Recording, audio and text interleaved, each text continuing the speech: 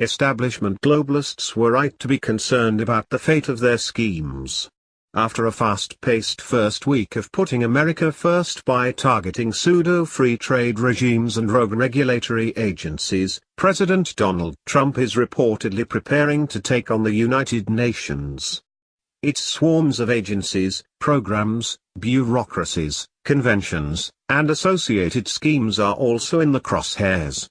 According to a January 25 report in the anti-Trump New York Times, which claimed to have seen a set of draft orders being prepared by the administration, Trump plans to drastically reduce the U.S. government's role at the UN and other international organizations. He is also planning a review of sovereignty-stealing UN treaties, with a view toward restoring self-government in various policy areas and saving U.S. taxpayers billions of dollars. Globalists everywhere are in a panic. Under one of the two draft orders, headlined Auditing and Reducing U.S. Funding of International Organization, the U.S. government would cut funding to any UN agency or international organization that meets any specific criteria. One of those criteria, the Times reported, was granting full membership to the Palestinian Authority, PA, or the Palestine Liberation Organization, PLO. Deceitfully, the Times did not mention until close to the bottom of its report is the fact that two 1990s-era federal laws already require the U.S. government to halt all funding to any UN entity that admits the PA or PLO as a member state. That is why the UN's extremist education agency UNESCO has been defunded, despite Obama's best efforts. Then President Bill Clinton signed one of those measures into law, with the other being signed by George H.W. Bush. Also subject to being defunded under Trump's draft executive order, according to the Times, is any UN or international outfit that is controlled or substantially influenced by any state that sponsors terrorism. That would likely include the UN's widely ridiculed Human Rights Council.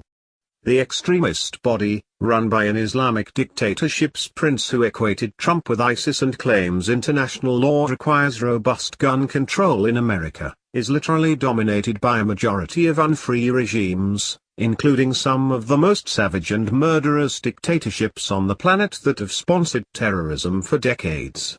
UN entities controlled or substantially influenced by regimes that persecute marginalized groups or systematically violate human rights would also be defunded. While specific states were not mentioned in the Times report about Trump's orders, the brutal communist Chinese dictatorship would appear to be a prime target. Among other crimes, it ruthlessly persecutes Christians, Muslims, Falun Gong practitioners, and other religious minorities, with some even having their body organs harvested and offered to Communist Party bigwigs or wealthy foreigners. In Tibet, Beijing is perpetrating what is widely referred to around the world as the cultural genocide of the ancient nation, essentially seeking to wipe it off the face of the earth forever. And yet, despite its well-documented barbarism, which includes killing more people than any government in human history, the regime's agents currently lead at least a half-dozen UN agencies. Other requirements under the draft order include instituting cuts of at least 40% in all remaining U.S. taxpayer funding to international organizations.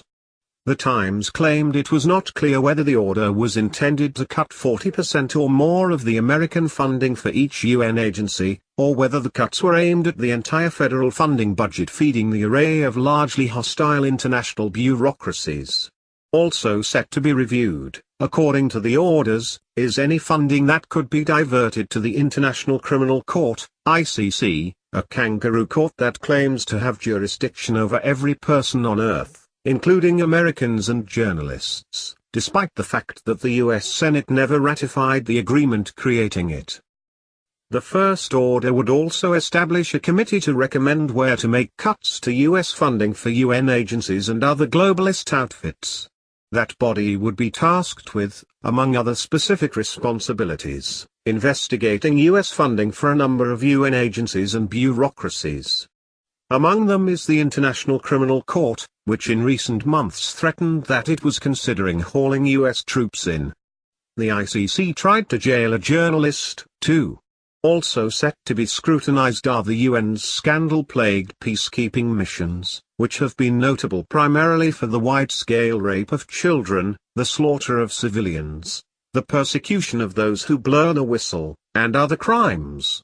Finally, the UN Population Fund, which has been implicated in aiding the communist Chinese regime in its forced abortions and its savage population control regime, is also set to be examined. The second draft executive action purportedly seen by the Times is the moratorium on new multilateral treaties. According to the report, the order would demand a review of all current and pending multilateral treaties involving more than one foreign government.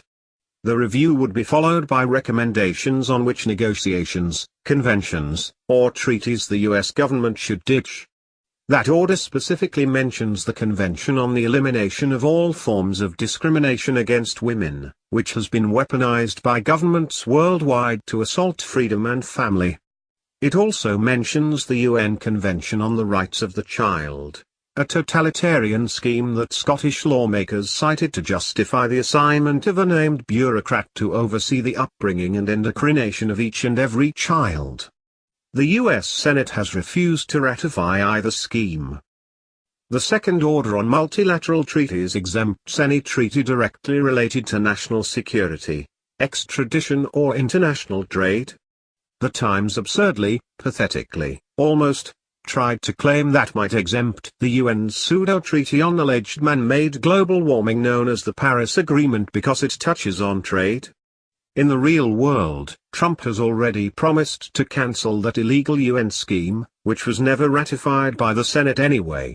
And immediately upon taking office, the White House website vowed to dismantle Obama's illegal climate action plan, which was the centerpiece of Obama's illegal commitments under the UN climate regime. Plus, without the trillions in loot from US and Western taxpayers promised to the UN Green Climate Fund, virtually every third world regime on Earth has already promised to walk away. It is unclear whether the latest report is accurate or even substantially accurate.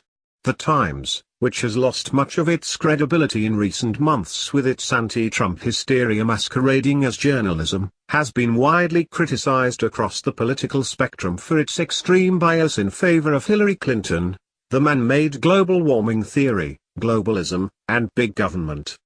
It played a key role in covering up the Soviet genocide of Ukrainians, in bringing Castro the freedom fighter to power in Cuba, and in advancing the globalist agenda of Swamp Central aka the Council on Foreign Relations. In fact, after resigning, a reporter for the self-styled newspaper of record ridiculed the Times as a propaganda megaphone for the establishment, war, and more. Liberty-minded insiders at the UN who have spoken to this reporter have long warned that it would be preferable to shut down and abolish the UN agencies, particularly to avoid the ongoing abuse of the global bureaucracies by the communist Chinese regime and other autocracies to spy on the West, undermine Western economies, restrict liberty, legitimize tyranny, and more. A 1995 non-paper by the U.S. State Department entitled Readying the United Nations for the 21st Century recommended shutting down and consolidating a wide array of UN programs, agencies, and schemes. Today, more than a few prominent voices have continued to call for shutting down UNESCO, UNIDO, the UNHRC, and numerous other out-of-control bureaucracies. But that is not enough. American taxpayers pay between $8 billion and $10 billion each year to the UN, more than 185 other member states combined. And in return, the American people, their liberties, their constitution, and their national independence are subject to constant and vicious attack from the Dictators Club and its leading officials. Activists are hopeful that, under President Trump, that will begin to wind down. Congress is also working to defund the UN. But as long as the Dictators Club is left alive to limp along with US membership, it will inevitably come back to wage war on freedom and self-government eventually. Of course, Trump's expected actions represent an excellent place to start, especially after 8 years of Obama, who in his last speech to the dictator-dominated UN General Assembly openly called for America to accept constraints, giving up some freedom of action, also known as self-government, and binding ourselves to international rules. However, a much better and more permanent solution would be to get the US out of the UN completely. Legislation to do that, the American Sovereignty Restoration Act, H.R. 193, is currently sitting in the House Foreign Affairs Committee.